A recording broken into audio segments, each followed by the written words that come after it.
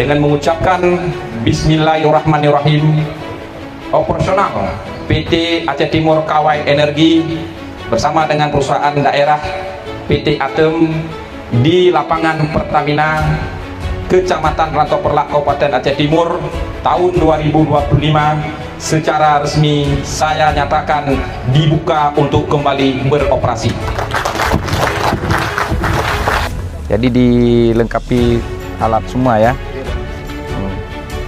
dijaga, rambu-rambunya dihidupin karena kan jalan ini kecil ya, jalan kita kecil biar masyarakat juga tahu. Ukur penuhnya di sini.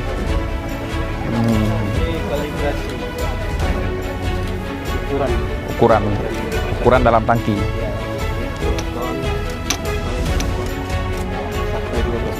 Isinya 12 ton. Ini lampunya hidup semua kan? Kalau jalan. Ya.